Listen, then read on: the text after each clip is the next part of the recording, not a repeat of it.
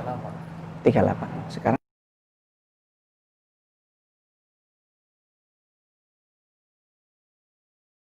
wabarakatuh. Bismillahirrahmanirrahim.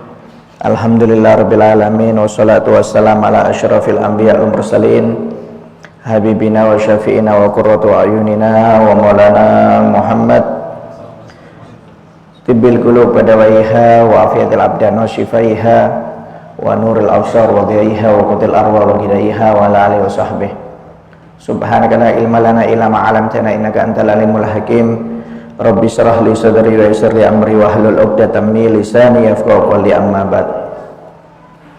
Para hadirin yang dirahmati oleh Allah Subhanahu wa taala, wabil khusus Bapak Bupati kita, Bapak Haji Muharram atau umrah fi siha wal afiyah. Mudah-mudahan Allah Subhanahu wa taala memanjangkan umur beliau dalam keadaan sehat wal afiat dan dimudahkan segala urusannya oleh Allah Subhanahu wa taala. Yang saya hormati Takmir Masjid Al-Husna beserta jajarannya dan jamaah Masjid Al-Husna yang dirahmati oleh Allah Subhanahu wa taala. Alhamdulillah, kita panjatkan puji syukur kepada Allah Subhanahu wa taala karena berkat hidayah taufik dari Allah Subhanahu wa taala kita dapat kembali berkumpul di masjid ini, di rumahnya Allah Subhanahu wa taala dalam acara sholat maghrib berjamaah, sekaligus dilanjutkan dengan majelis ilmu, dan insya Allah nanti juga akan dilanjutkan lagi dengan sholat isya berjamaah. Mudah-mudahan ibadah kita yang kita kerjakan di hari ini mendapatkan ridho dari Allah Subhanahu wa taala, mendapatkan barokah dan rahmat dari Allah Subhanahu wa taala, dan insya Allah membawa kehidupan kita yang lebih baik di dunia maupun kelak nanti di akhirat. Amin ya rabbal alamin. Dan insya Allah malam ini kita akan memulai pembacaan kitab yang dimana kitab Aqidatul Awam ini berisi masalah tauhid dan sirah sejarah Nabi Muhammad SAW yang dikarang oleh Sayyid Ahmad Al-Marzuki, seorang ulama besar yang lahir dan meninggal di Mesir ya. Dan beliau ini mengarang kitab langsung dalam riwayat bermimpi dengan Nabi Muhammad, bertemu dengan Nabi Muhammad SAW dalam tidurnya, kemudian diberi karangan bait syair dari kitab Aqidatul Awam ini yang disuruh tulis oleh Nabi Muhammad SAW. Kata Nabi Muhammad SAW, barang siapa yang menghafalkan mandumah kitab Aqidatul Awam ini, maka aku jamin masuk surga, kata Nabi Muhammad SAW. Ketika bangun dari tidur, dia masih ingat mandumah yang dicatatkan oleh Nabi Muhammad SAW. Akhirnya dicatat kembali oleh beliau. Jadi ini sebenarnya bukan karangan beliau, tapi Nabi Muhammad yang melafatkan kepada beliau untuk ditulis sebagai kitab, ditulis sebagai kitab. Dan ini alhamdulillah kitab dipelajari dimanapun berada. Pokoknya kalau sudah akidahnya Ahlussunnah wal Jamaah, kalau sudah masuk ke pesantren atau madrasah, ini kitab tauhid pertama kali yang dipelajari ini. Jadi waktu saya masih kecil dulu, masih SD, pelajarannya Aqidatul Awam, bahas masalah sifat Allah, sifatnya malaikat, sifatnya Nabi, kemudian keluarga Nabi, anak-anaknya Nabi, istrinya Nabi, semuanya dibahas di dalam kitab Aqidatul Awam. Ya, insya Allah mudah-mudahan mendapatkan keberkahan dari Allah Subhanahu wa taala dari kitab yang kita baca ini. Bismillahirrahmanirrahim. Abda'u bismillahirrahmanirrahim. Abda'u bismillahirrahmanirrahim wa birrahimil daimil ihsani. Falhamdulillahil qadimil awwali wal akhiril baqi bila tahwuli. Beliau mengatakan, aku memulai karangan kitab ini dengan menyebut nama Allah Subhanahu wa taala yang Maha Penyayang lagi Maha Pengasih, dan Allah yang selalu berbuat baik, tidak pernah putus. Dan aku mengucapkan hamdalah kepada Allah Subhanahu wa taala yang maha dahulu dan maha awal, yang maha akhir, yang kekal tanpa ada perubahan. Jadi karangan kitab ini diawali dengan kalimat basmalah. Ya.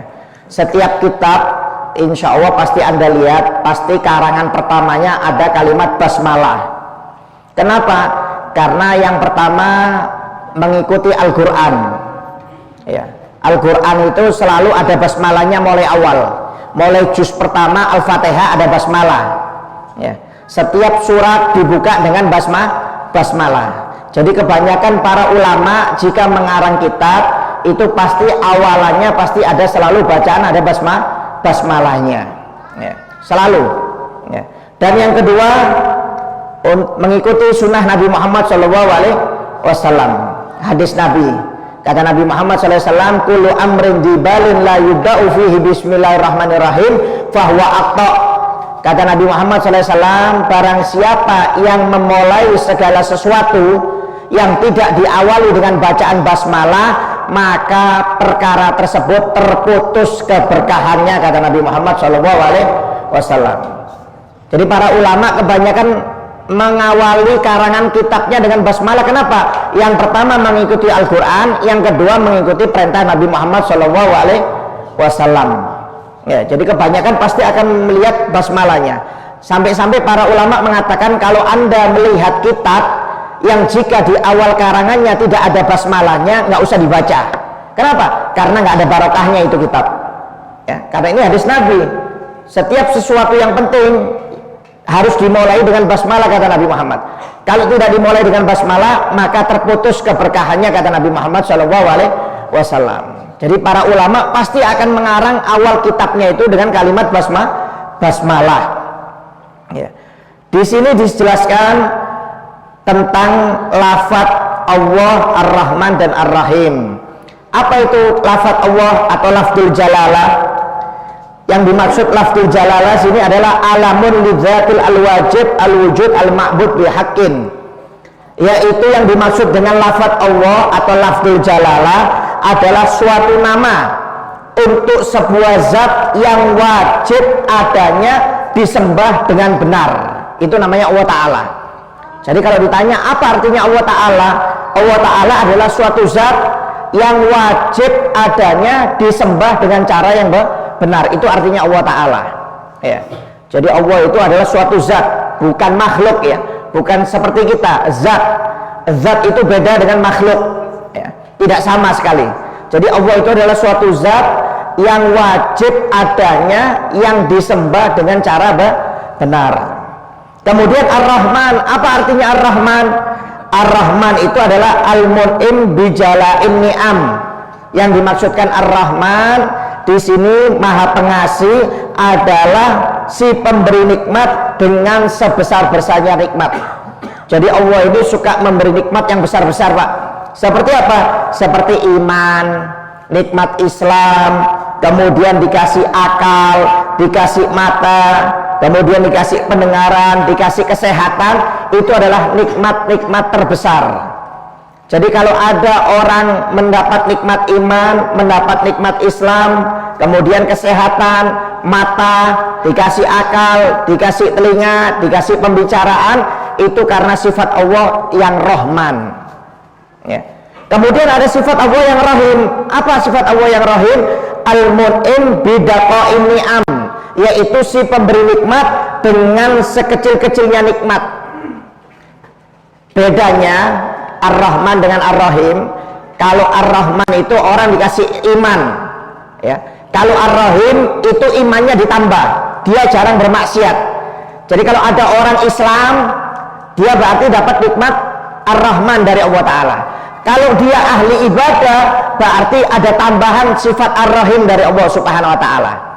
Kemudian ada orang dikasih akal, itu berarti namanya sifat Ar-Rahman dari Allah Ta'ala. Kalau ada orang dikasih kecerdasan akal, itu namanya sifat Ar-Rahim. Jadi kalau ada orang cerdas, itu dapat dua sifat dari Allah Ta'ala, sifat Ar-Rahman, sifat Ar-Rahim.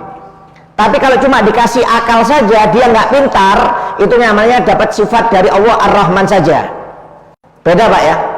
Jadi kalau ada orang manusia yang penting dia nggak gila, maaf, yang penting akalnya sempurna, walaupun nggak pintar, itu berarti dapat sifat Ar-Rahman dari Allah Ta'ala. Tapi kalau dia dapat sifat, sudah dikasih akal, kemudian dikasih kecerdasan, dia dapat dua sifat, yaitu Ar-Rahman dan Ar-Rahim. Kenapa? Nggak semua orang dikasih kecerdasan oleh Allah Subhanahu wa Ta'ala. Ya, seperti B.J. Habibie, ya, mantan presiden yang dulu dikasih kecerdasan oleh Allah Subhanahu wa Ta'ala. Beda dengan kita sama-sama punya akal. Cuma kenapa kita nggak bisa bikin pesawat? Pak Habibie kok bisa bikin pesawat? Karena Pak Habibie masih dapat sifat Ar-Rahim dari Allah Ta'ala, ditambah kecerdasan otaknya oleh Allah Subhanahu wa Ta'ala. Sampai kalau di pesawat itu Pak, kalau Anda lihat pesawat Boeing yang besar-besar itu kan sayapnya kan ada tangannya berdiri gini. Itu yang membuat Pak Habibie, yang membuat apa, sayap dulu kan cuma lurus gini aja, sekarang kan ada seperti tangan ke atas. Itu yang membuat Pak Habibie. Kenapa? Untuk penangkal petir. Jadi setiap pesawat yang membuat itu harus membayar lisensi kepada Pak Habibie. Bayangkan, ya. Walaupun nggak bikin pesawat sekarang, tapi uangnya masuk terus dari lisensi pesawat-pesawat yang membuat, selalu harus membayar ke Pak Habibie. Kenapa? Karena kecerdasannya. Kalau dipikir itu apa hubungannya pesawat ada tangannya ke atas kok bisa jadi penangkal petir? Kalau kita kan nggak masuk akal, Pak. Ya. Cuma Pak Habibie memang cerdas. Diteliti sama beliau, ternyata kalau pesawat cuma lurus gini mudah terkena petir, tapi kalau sudah ada sayapnya ke atas gini itu penangkal petir, maksudnya itu pesawat itu akan stabil jika terkena petir. Subhanallah, dikasih kecerdasan yang luar biasa oleh Allah Subhanahu wa Ta'ala. Imam Syafi'i dikasih kecerdasan oleh Allah Subhanahu wa Ta'ala. Imam Syafi'i itu Pak beda dengan kita, ya, Imam Syafi'i itu kalau sekali dengar langsung hafal, satu kali dengar ya langsung hafal, satu kali lihat langsung hafal. Makanya dia kalau membaca kitab, ada dua kitab dibuka gini, satunya ditutup. Kenapa? Kalau dibuka langsung kelihatan satu kali langsung hafal. Kalau kita ribuan kali dihafalkan nggak hafal-hafal. Ya, dengarkan diulangi mungkin ribuan kali, ratusan kali belum tentu hafal. Kenapa? Kita kok nggak sama seperti Imam Syafi'i? Imam Syafi'i sekali dengar langsung hafal, sekali melihat langsung hafal. Kok kita harus berulang-ulang? Beda. Kita cuma dapat sifat Ar-Rahman dari Allah Ta'ala. Kalau Imam Syafi'i dapat Ar-Rahman dan Ar-Rahim. Sudah dikasih akal, dikasih kecerdasan akal oleh Allah Subhanahu wa Ta'ala. Luar biasa Pak cerdasnya Imam Syafi'i itu. Sampai pernah dia mengeluh kepada gurunya tentang buruknya hafalannya. Kenapa? Biasanya satu kali dengar, satu kali lihat hafal. Ini butuh 2 kali, 3 kali baru hafal. Kita 10 kali belum tentu hafal. Diulang-ulangi. Ini mengeluh kepada gurunya, syakautu ilal Waqi' an su'i hifzi. Aku mengeluh kepada guruku Imam Waqi' tentang buruknya hafalanku. Ditanya oleh gurunya, kenapa? Wahai guru, biasanya saya satu kali dengar langsung hafal, satu kali lihat langsung hafal. Ini kenapa kok butuh 2 kali, 3 kali pendengaran atau melihat baru bisa hafal? Fa'arsyadani antar ma'asi. Maka guruku memberi petunjuk kepada aku untuk meninggalkan maksiat. Fa'ina ilman nur wa nurullahi la yu'ti ilal asi. Karena ilmu itu adalah cahaya, dan cahaya tidak akan diberikan kepada orang yang bermaksiat kepada Allah Ta'ala. Kata Imam Syafi'i, wahai guru, saya nggak bermaksiat. Kata gurunya, nggak mungkin. Coba kamu ingat, kalau hafalanmu sudah berkurang, itu berarti kamu bermaksiat kepada Allah Ta'ala. Ada yang kamu langgar perintah Allah Ta'ala. Kalau nggak mungkin kamu berkurang hafalannya. Diingat oleh Imam Syafi'i, diingat. Wahai guru, minta maaf, saya bukan bermaksiat. Saya ingat sekarang, kenapa hafalan saya berkurang. Berapa hari yang lalu, ketika saya bertemu dengan seorang perempuan, berpapasan, nggak sengaja, kata Imam Syafi'i, anginnya itu keras, sehingga angin tersebut membuka pakaian perempuan tersebut. Akhirnya aku melihat betis perempuan tersebut dengan tidak sengaja. Kata gurunya, gara-gara itu kamu akhirnya hafalannya berkurang. Bayangkan Pak, itu nggak sengaja loh Pak. Apalagi kita yang tiap hari lihat paha ini. Gimana mau hafal Quran, gimana mau hafal hadis. Ini Imam Syafi'i aja yang nggak sengaja melihat betisnya perempuan, bukan disengaja, karena terkena angin, pakaiannya ini terbuka, terangkat, akhirnya nggak sengaja melihat betis. Itu hafalannya bisa berkurang Imam Syafi'i. Tapi berkurangnya Pak cuma 2 kali, 3 kali aja bisa hafal. Kalau kita ya kirim salam sudah, ya, walaupun ratusan puluhan kali juz amma aja nggak hafal kita ini. Ya. Imam Syafi'i umur 6 tahun sudah hafal Quran Pak. Umur 9 tahun hafal kitab Muwatta 2 juta hadis. 2 juta hadis loh ya. Imam Bukhari itu karangannya dalam Sahih Bukhari-nya cuma 6.000. Imam Bukhari itu memang hafal 6.000 hadis, tapi yang Sahih yang dikarang dalam Sahih Bukhari itu cuma 6.000 aja. Ini Imam Syafi'i umur 9 tahun sudah hafal 2 juta hadis dengan sanadnya sampai ke Nabi Muhammad SAW. Gak gampang Pak ya. Orang sekarang aja hafal 100.000 hadis dapat gelar Al-Hafidh, itu sudah alim zaman sekarang. 100.000 hadis, Imam Syafi'i 2 juta hadis.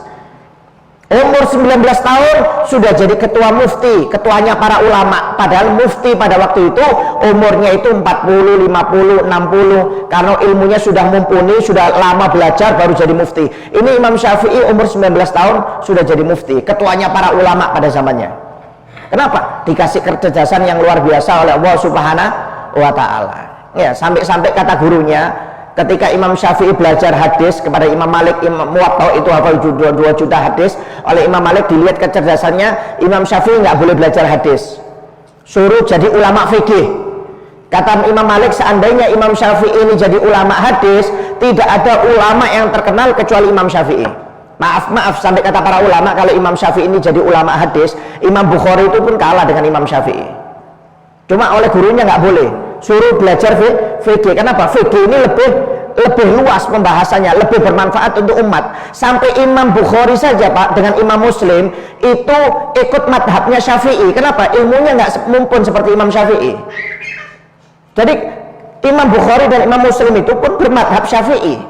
Kenapa? Karena dalam ilmu fikih ilmunya mereka nggak mumpuni. Imam Bukhari dan Imam Muslim hanya dalam ilmu hadis saja. Ya, saking pinternya Imam Syafi'i ini, luar biasa cerdasnya ini. Memang dikasih kelebihan oleh Allah Subhanahu wa Ta'ala. Ya, dan banyak sekali ulama-ulama yang dikasih kelebihan oleh Allah Subhanahu wa Ta'ala.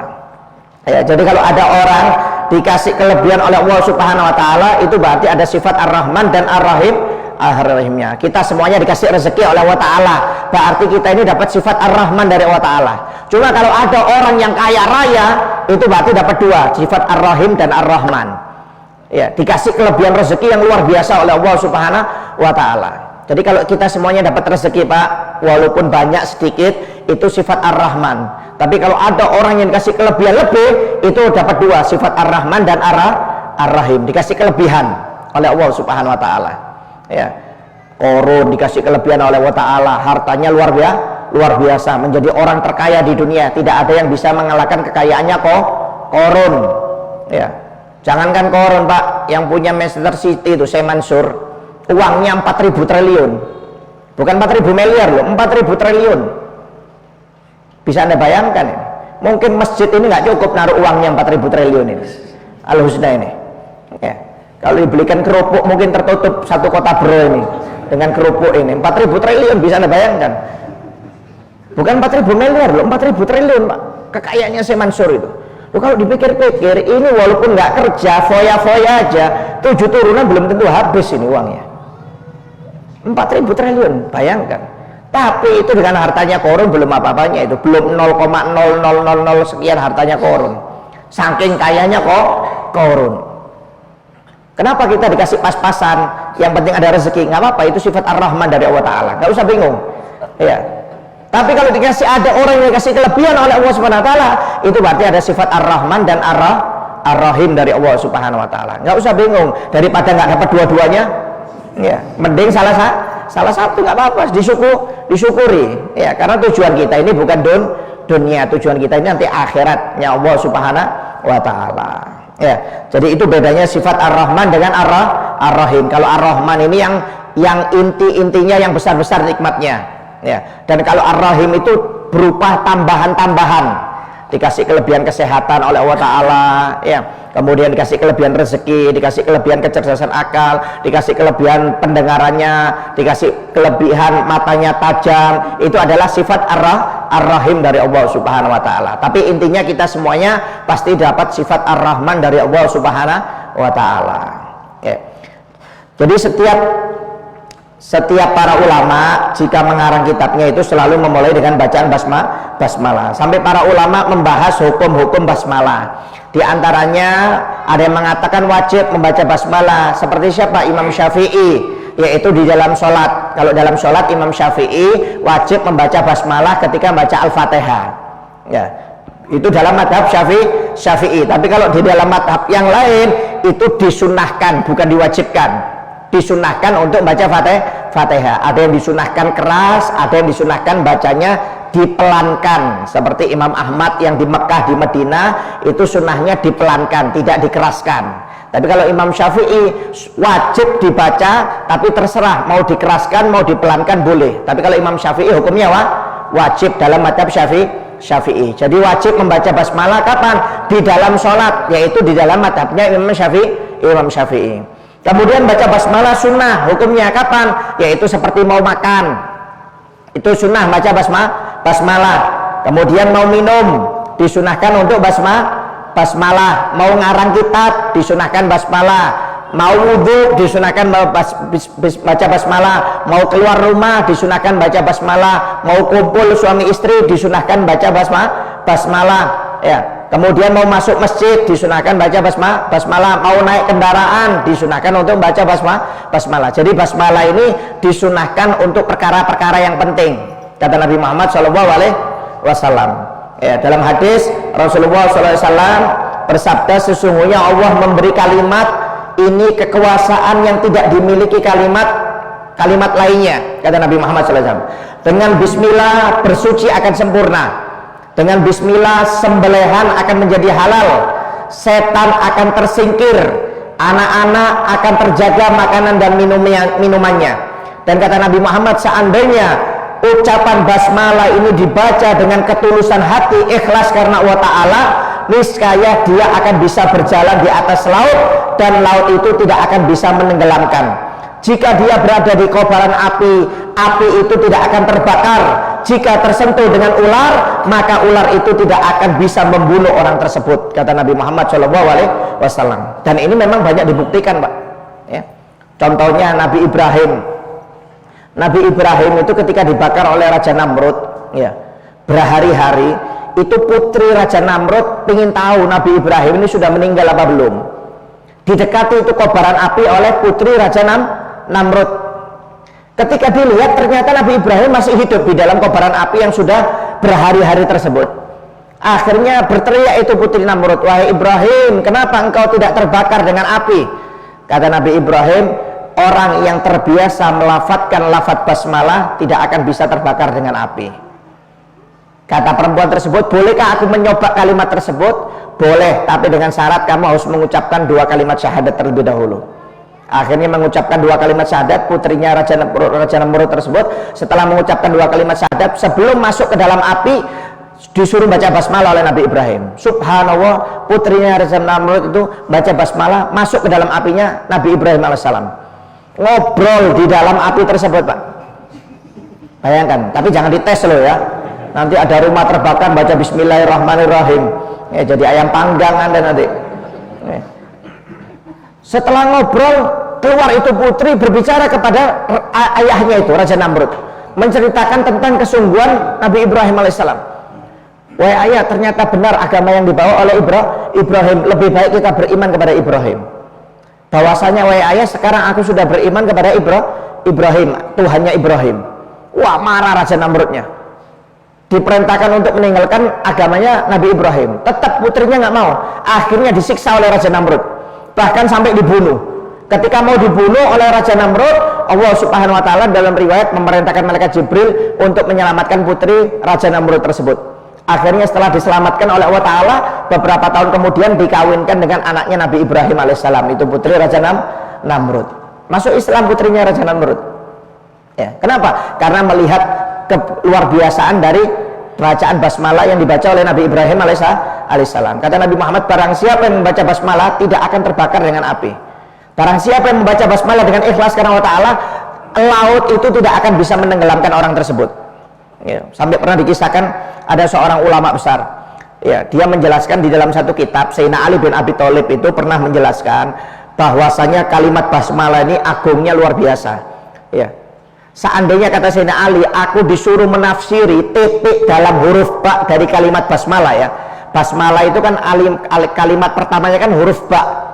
titiknya saja jika aku disuruh nafsir 70 onta nggak bakal kuat untuk ngangkat tafsirnya dari huruf ba basmalah tersebut, titiknya itu. Kata Sayyidina Ali bin Abi Thalib, saking agungnya kalimat basmalah ini Pak, bukan huruf ba-nya loh ya, titiknya saja itu kalau aku tafsir jadi kitab 70 onta itu ngangkat nggak bakal kuat, belum ba-nya, belum lafadz Allahnya, belum ar-Rahmannya, belum ar-Rahimnya. Kenapa? Saking agungnya lafadz basmalah. Bahkan Sayyidina Ali meriwayatkan yang pertama kali ditulis oleh Al-Qalam itu Pak artinya pena. Pena ini tugasnya mencatat riwayat hidup manusia mulai lahir sampai meninggal. Semuanya dicatat, tiap detik dicatat oleh Al-Qalam di Lauhul Mahfudz atau Umul Kitab. Itu kerjaannya Al-Qalam, pena ini. Ketika mau mencatat di Lauhul Mahfudz dan Umul Kitab, pertama kali Al-Qalam ini diperintahkan oleh Allah untuk menulis bacaan basmalah, Bismillahirrahmanirrahim. Kira-kira butuh berapa lama kita baca nulis tulisan basmalah itu Pak? Ada 10 menit? 5 menit? 1 menit? 1 menit mungkin nggak sampai, paling 10 detik, 15 detik. Tapi ini Al-Qalam diriwayatkan oleh Sayyidina Ali bin Abi Thalib, ini nulisnya butuh waktu 700 tahun baru selesai. Al-Qalam bingung, ya Allah kenapa nulis basmalah ini kok lama betul sampai 700 tahun? Karena kalimat tersebut adalah kalimat yang menunjukkan keagungan dan kebesaranku, kata Allah Subhanahu wa taala. Ketahui Al-Qalam, barang siapa dari umat Muhammad yang membaca sesuatu diawali dengan basmalah, maka dia seperti beribadah kepada aku selama 700 tahun, kata Allah taala. Jadi Anda makan Pak, baca basmalah dapat pahala 700 tahun. Anda minum dapat pahala baca 700, seperti ibadah 700 tahun. Anda masuk masjid ini tadi baca bismillah, itu seperti ibadah 700 tahun. Makanya Nabi Musa iri melihat suatu kaum di Taurat umurnya pendek-pendek, tapi kalau ibadah kok banyak. Orang dulu nggak bisa, orang dulu itu sesuai dengan umurnya. Kalau mau ingin dapat pahala 500 tahun, ibadahnya harus 500 tahun. Kalau ingin dapat pahala 700 tahun, ibadahnya harus 700 tahun. Ini umat Nabi Muhammad ini enak, umurnya pendek-pendek, paling lama 63 ya, kadang-kadang belum 63 sudah kirim salam. Kalau lebih dari itu bonus, tapi sekali ibadah kok banyak pahalanya ya. Sampai Nabi Musa berdoa, ya Allah jadikan aku umatnya Nabi Muhammad. Kata Allah Ta'ala, istofa itu kabir risalati, nggak bisa wahai Musa, kamu sudah aku takdirkan jadi pembawa risalahku, kamu nggak bisa jadi umatnya Nabi Muhammad SAW. Bayangkan Nabi Musa sampai ingin jadi umatnya Nabi Muhammad. Kenapa? Saking besarnya fadilah dari umat Nabi Muhammad SAW. Sayyidina Ali pernah menjelaskan, barang siapa yang membaca dengan ikhlas, maka dia bisa berjalan di atas air. Jadi ulama ini menjelaskan tentang perkataan Sayyidina Ali. Subhanallah, ada seorang perempuan yang lewat, yang tiap hari dia itu pulang kerjanya itu selalu melewati sungai. Ya seperti mungkin orang Gunta atau Sambaliung kerjanya di Tanjung. Tiap hari harus naik ke Tinting. Subhanallah, perempuan ini ketika lewat mendengar pengajian ini, dia mendengar barang siapa yang membaca basmalah dengan ikhlas karena Allah Ta'ala yakin, maka bisa berjalan di atas laut atau di atas sungai. Wah, kata perempuan ini lumayan ini, daripada saya naik ke Tinting ya, anggap PP 10.000 sebulan sudah 300.000, ini baca bismillah gratis. Wah, sudah saya amalkan sudah. Subhanallah, pulang kerja diamalkan dia. Bisa Pak berjalan di atas air. Dicoba seminggu tiap hari berjalan di atas air. Alhamdulillah, kata dia. Akhirnya dia ngundang gurunya, wahai guru, terima kasih banyak, guru sudah ngasih ilmu saya yang bermanfaat. Saya ingin ngundang guru ke rumah saya untuk selamatan, bahasanya itu ya. Karena terima kasih dikasih ilmu yang bermanfaat. Didatangi itu ulama yang ngasih resep ini. Oh ya sudah, rumahmu di mana? Rumah saya di seberang. Kapan acaranya? Besok sore. Ya saya tunggu di pelabuhan ya. Ya, gurunya nunggu. Sampai di pelabuhan Pak, nggak ada perahu. Kata gurunya, loh mana ini perahunya? Loh buat apa pakai perahu guru? Loh masa mau berenang, kata gurunya. Kan ini nyebrang, harus pakai perahu. Loh guru kan pernah ceramah seminggu yang lalu. Katanya barang siapa membaca basmalah dengan yakin bisa berjalan di atas air. Diingat-ingat, oh iya itu pembahasan kitabnya Sayyidina Ali bin Abi Thalib. Terus suruh jalan kita. Loh iya kan resep dari guru. Emang kamu bisa? Bisa, coba dilihat bisa. Kok bisa ini orang ini berjalan di atas air? Kata si murid, ayo guru, masa guru nggak bisa? Ya, guru yang ngasih resep. Gurunya nih mau mundur nggak enak, dia yang ngasih resep. Nanti maju takut kecebur ya. Akhirnya kata dia, sudah bismillah, sudah yakin, biar langsung masuk, katanya gurunya. Kenapa enggak ya? Enggak yakin. Yang diajarkan ya yakin. Coba nanti diamalkan pulang ini Pak ya, ke sana ya. Ke seberang ini kan belakang sungai ini ya. Kalau bisa berarti Anda yakin. Ya ini hadis Nabi loh ini. Hadis Nabi, barang siapa yang membaca basmalah dengan yakin, air itu enggak akan bisa menenggelamkan orang tersebut. Ini hadis Nabi. Cuma kalau berhasil jangan ngundang saya. Ya, karena saya nggak bisa berenang. Ya, bahkan kata Nabi Muhammad SAW, barang siapa yang membaca sesuatu dengan basmalah, maka ular itu tidak akan bisa menggigit atau membisahkan racunnya kepada orang tersebut, kata Nabi Muhammad SAW. Dan subhanallah, pernah dikisahkan di zaman Nabi Isa alaihissalam, ya, ada seorang pemburu ular Pak. Jadi kerjaannya dia ini suka cari kulit ular, ya, kulit ular. Akhirnya suatu saat ada ular yang sangat ganas dikejar oleh si pemburu ular ini. Ya, akhirnya ular ini ketemu Nabi Isa alaihissalam. Dia berkata, wahai Nabi Isa, tolong kamu bilangi pemburu ular itu jangan berani menangkap aku. Aku ini punya bisa yang sangat ganas. Kalau aku gigit dalam waktu beberapa menit dia bisa meninggal. Akhirnya dikasih tahu oleh Nabi Isa, wahai pemburu ular, kamu jangan tangkap ular itu bisanya ganas. Kata pemburu ular itu, biarkan, saya sudah terbiasa menangkap ular, saya nggak takut, kata orang tersebut. Gak taunya dibiarkan oleh Nabi Isa. Besoknya Nabi Isa jalan lewat rumah pemburu ular, nggak taunya ularnya sudah masuk dalam sangkar, ular yang ganas ini. Ya, akhirnya didatangi oleh Nabi Isa, wahai ular, kenapa kamu kok bisa ketangkap? Sudah kamu gigit pemuda tersebut? Sudah, wahai Nabi Isa. Loh, meninggal? Enggak. Kenapa? Iya, dia sebelum menangkap aku membaca basmalah. Jadi ketika aku gigit, bisanya tawar. Subhanallah, bisanya tawar. Subhanallah, kelebihan yang Allah berikan kepada pemburu ular tersebut. Cuma jangan dicoba loh ya. Ya, nanti Anda cari king cobra, baca basmalah, ya, jangan. Bukan untuk dicoba, tapi diamalkan. Kalau untuk dicoba nggak bisa Pak, ilmu untuk dicoba.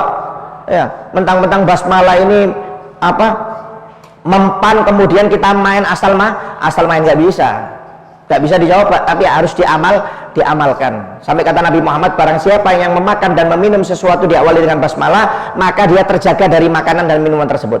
Dan subhanallah, Abdullah bin Mas'ud, sahabat Nabi, itu pernah dia punya budaknya itu ketika berkata suatu kata itu dengan kata yang agak keras, kemudian budaknya tersinggung dengan Abdullah bin Mas'ud ini sahabat Nabi. Akhirnya setiap makanannya Abdullah bin Mas'ud ini dikasih racun. Tapi subhanallah, berbulan-bulan, bertahun-tahun nggak meninggal ini Abdullah bin Mas'ud. Biasanya orang dikasih racun tersebut 1 kali 2 kali mati Pak. Ini berbulan-bulan sampai setahun 2 tahun nggak meninggal ya Abdullah bin Mas'ud. Karena nggak tahan ini budaknya, uangnya habis buat beli racun terus. Ya, akhirnya dia datang kepada Abdullah bin Mas'ud. Abdullah bin Mas'ud, saya ini pernah kecewa dengan ucapannya dulu dan saya ingin pernah membunuhmu. Cuma subhanallah, kamu sudah saya racun tiap hari, tiap pagi malam saya racun. Tapi sudah bertahun-tahun ini kok nggak mati-mati kamu ini. Saya heran, padahal biasanya orang saya kasih 1 kali 2 kali ini mati. Ini kamu bertahun-tahun nggak mati. Kata Abdullah bin Mas'ud, gimana saya mau meninggal? Setiap mau makan dan minum saya dikajari kalimat oleh Nabi Muhammad, yaitu dengan baca kalimat basmalah, yaitu bismillahirrahmanirrahim, ma'asbi syai'un fil ardi wala fis sama' wa huwas samiul alim. Kata Nabi Muhammad, barang siapa yang membaca kalimat ini, maka tidak akan membuat madarat makanan dan minuman yang dia makan. Maaf, mungkin ada orang jahat sama kita, ya, di depan baik, mungkin mau makanan ini disihir atau diracun. Kalau kita baca basmalah Pak, insya Allah dijaga oleh Allah Ta'ala. Gak mungkin enggak. Makanya suruh ngamalkan, tiap mau makan diamalkan baca basmalah, mau minum baca basmalah, diamalkan, jaga kita dari racun. Bukan untuk dites. Minum baikon baca bismillah. Ya, masuk Abdul Rifai, rumah sakit Abdul Rifai. Bukan untuk dites. Ini kisah-kisah ini untuk kita fahami bahwasanya orang yang betul-betul menjaga dengan kalimat basmalah itu dijaga oleh Allah Subhanahu wa Ta'ala. Ya. Bukan masuk kandang macan baca bismillahirrahmanirrahim. Ya, insya Allah macan ini nggak bakal gigit saya. Ya, jangan beranggapan seperti itu. Anda masuk kandang macan baca bismillah, macannya baca Allahumma barik lana fima razaqtana wa qina adzabannar. Ya, makanan nganggur ini. Masuk kandang macan kok berani-beraninya. Ya. Bukan dites tapi diamalkan. Sampai pernah burung hut itu Pak, pernah mengirim surat kepada Ratu Balqis. Di zaman Nabi Sulaiman, yang lagi hebat pada waktu itu pemanah burung di zaman Nabi Sulaiman. Banyak para pemanah burung. Subhanallah, ketika Nabi Sulaiman memerintahkan burung hudhud ini untuk mengirim suratnya kepada Ratu Balqis, Nabi Sulaiman memerintahkan burung hudhud ini bawa pasukan. Burung hudhudnya nggak mau berangkat sendiri aja, satu orang aja. Kata Nabi Sulaiman, "Wahai hudhud, takutnya nanti di tengah perjalanan ini kamu dipanah oleh pemanah burung. Takutnya kalau jatuh suratnya nggak sampai, bisa dioper dengan pasukanmu yang lain." Kata burung hudhud, "Nggak perlu, Nabi Sulaiman, cukup dengan bacaan basmalah, saya akan dijaga oleh Allah Ta'ala." Subhanallah, pulang pergi itu Pak, dalam riwayat hadis itu burung hudhud dipanah oleh 4.000 orang pemanah burung, yang dimana 4.000 pemanah burung itu tidak pernah lepas walaupun satu kali ketika memanah burung, kecuali burung hudhud ini yang dilepas. Subhanallah, bayangkan dipanah 4.000 orang pemanah, yang biasanya pemanah 4.000 orang ini tidak pernah lepas, tapi ketika memanah burung hudhud semuanya lepas. Subhanallah, dijaga oleh Allah Subhanahu wa Ta'ala dengan kalimat apa? Kalimat basmalah. Subhanallah, luar biasa ya. Barokah orang yang baca basmalah ini, barokah Pak. Orang kalau mau makan baca basmalah, insya Allah sedikit sudah kenyang ya, sedikit sudah kenyang. Baca minum, mau baca bismillah, insya Allah sedikit sudah kenyang ya. Kalau sampai 2 piring 3 piring ya, sudah baca bismillah, wah ini yang diragukan ini, bismillah sungguhan apa enggak ini ya. Nggak mungkin kalau bismillah sungguhan pasti 1 piring aja sudah kenyang Pak ya. Apalagi kalau nggak baca basmalah, setan bakal ikut ya. Dalam hadis Rasulullah SAW ya, pernah makan pakai talam. Nabi Muhammad itu kalau makan nggak pernah pakai piring Pak, biasanya talaman dengan sahabat. Jadi kata Nabi Muhammad, 2 piring kalau jadikan 1 cukup untuk 3 orang, 3 piring kalau jadikan 1 untuk 4 orang. Jadi Nabi Muhammad itu kalau makan pakai talam. Suatu saat ketika makan pakai talam, biasanya nggak pernah habis. Subhanallah, ini habis waktu itu makanannya. Sahabat tanya, "Ya Rasulullah, biasanya kita makan 1 talam ini ada sisanya, kenapa sekarang kok habis?" Kata Nabi Muhammad, "Saya lihat temanmu tadi yang terlambat datang itu lupa nggak baca basmalah, dan saya lihat setan ikut makan di atasnya, makanya makanannya cepat habis." Kata Nabi Muhammad, "nggak barokah." Jadi Nabi Muhammad melihat sahabat yang terlambat datang itu makan lupa nggak baca basmalah, setan langsung ikut makan, ikut makan. Yang biasa makanan ini ada sisanya langsung habis. Kenapa? Setan ikut makan ya. Jadi maaf kalau makan itu jangan sampai nggak baca basmalah. Kenapa? Kalau baca basmalah, makanan kita insya Allah dijaga ya, insya Allah dijaga, mungkin dari racun, dari sihir, dari penyakit dijaga. Kemudian kalau maaf kalau kita baca basmalah, insya Allah setan nggak ikut makan. Kurang berapa itu ya, insya Allah dijaga oleh Allah Ta'ala ya. Tapi yang penting maaf Pak, bukan berarti sudah sakit umpamanya tekanan, makan kambing 2 kilo, yang penting baca bismillah, bukan seperti itu loh ya, bukan seperti itu ya. Kalau memang sudah ada penyakit ya dikurangi makanannya, yang penting baca basmalah supaya sehat. Dan subhanallah, basmalah ini termasuk salah satu untuk cara ngeruqyah ya. Cara ruqyah yang diajarkan oleh Nabi Muhammad untuk menyembuhkan penyakit-penyakit kita, dianjurkan untuk sering-sering baca basmalah di dalam minuman ya. Apalagi ditambah dengan surat Al-Fatihah. Itu salah satu cara ruqyah yang diajarkan oleh Nabi Muhammad SAW. Bahkan sampai peneliti Jepang itu ternyata air itu benda hidup. Air itu Pak yang kita minum bukan benda mati ini. Ini benda hidup, ini air ini. Ini peneliti Jepang loh, non muslim yang mengatakan. Jadi air itu kalau kita puji ya, dipuji dengan bacaan yang baik-baik, kamu ini penyembuh, itu air langsung keluar ion positifnya.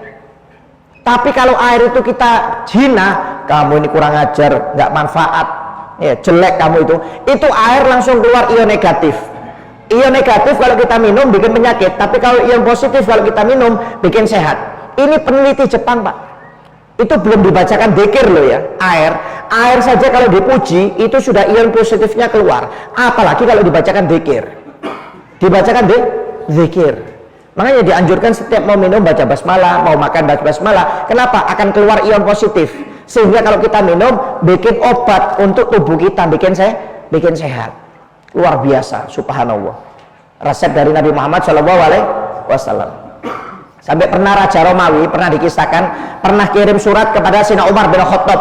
Dia mengeluh karena sering sakit pusing, sakit kepala, tiap hari sakit kepala. Akhirnya oleh Sayyidina Umar dikasih kolan suah. Kolan suah itu seperti kopiah, kemudian ada imamannya.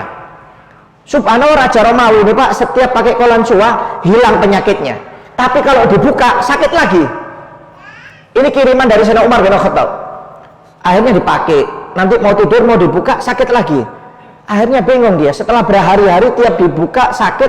Akhirnya coba ini kamu buka, dipanggil itu anggotanya. Kamu bongkar ini kopiah. Apa isinya ini? Setelah dibuka, dibongkar, nggak taunya ada bacaan Bismillahirrahmanirrahim. Bacaan Bismillah saja. Bacaan Bismillahirrahmanirrahim yang ditaruh oleh Sayyidina Umar bin Khattab di dalam kopiah tersebut. Subhanallah, dengan bacaan Bismillah tersebut setiap ditaruh kepala hilang sakitnya. Tapi maaf mungkin sudah dibacai terlebih dahulu oleh Sayyidina Umar di ru'yah, bahasanya kopiahnya itu sudah dibacai. Tapi salah satunya ada tulisan basmalah. Subhanallah, Raja Romawi itu langsung masuk Islam dia. Ketika melihat ada tulisan basmalah di dalam kopiah yang dikasihkan oleh Sayyidina Umar bin Khattab. Subhanallah. Ya, basmalah ini kalimat yang luar biasa. Ya. Resep dari Nabi Muhammad untuk kesehatan, kebahagiaan kita dunia akhirat. Makanya setiap para ulama pasti mengarang bacaannya itu dengan basmalah. Ya. Wajib di dalam sholat, kata Imam Syafi'i, sunnah ketika mengarang kitab, masuk masjid, mau makan, mau minum, ya, kemudian mau masuk rumah, keluar rumah, naik kendaraan, mau kumpul suami istri, sunnah. Kemudian hukumnya mubah kapan? Ketika mengangkat meja itu boleh baca bismillah. Kemudian hukumnya makruh. Kenapa? Kapan? Yaitu ketika melihat sesuatu yang kotor. Ya, maaf di tempat sampah, mau buang sampah jangan baca basmalah, makruh. Karena nggak boleh melihat yang kotor sambil baca basmalah, itu hukumnya makruh. Makruh itu kalau dikerjakan nggak dapat apa-apa, kalau ditinggal dapat pahala. Jadi kalau Anda di tempat sampah jangan baca basmalah. Kemudian haram baca basmalah, haram, nggak boleh baca basmalah kapan? Ketika bermaksiat. Mau minum khamar baca bismillah supaya barokah khamarnya. Nggak ada. Ya, mau ngerampok rumahnya orang baca bismillahirrahmanirrahim supaya nggak ketahuan, double dosanya. Baca basmalahnya dosa, ngerampoknya juga dosa. Begitu juga ketika minum khamar atau hal-hal yang diharamkan oleh Allah, dia baca basmalahnya haram, mengerjakan maksiatnya juga haram. Ya, jadi hati-hati, basmalah ini untuk sesuatu yang penting dalam perkara agama. Ya, mau makan, mau minum, mau masuk masjid, mau naik kendaraan, mau masuk rumah, keluar rumah, ya, mau makan, mau minum, mau kumpul suami istri, itu dianjurkan dengan baca basmalah supaya barokah dijaga oleh Allah Subhanahu wa taala. Makanya ini ulama mengatakan kalau kitab itu diawali dengan basmalah, insya Allah kitab itu barokah, dihargai oleh Allah Subhanahu wa taala, dapat barokah dari Allah Subhanahu wa taala. Ya. Amin ya rabbal alamin. Mudah-mudahan kita dikasih istiqomah oleh Allah Subhanahu wa taala untuk bisa melafadzkan bacaan basmalah ini sampai akhir umur kita, dan mudah-mudahan dengan bacaan basmalah ini dijaga hidup kita dunia akhirat oleh Allah Subhanahu wa taala. Amin ya rabbal alamin. Wabillahi taufiq wal hidayah wa ridha wal inayah. Wassalamualaikum warahmatullahi wabarakatuh.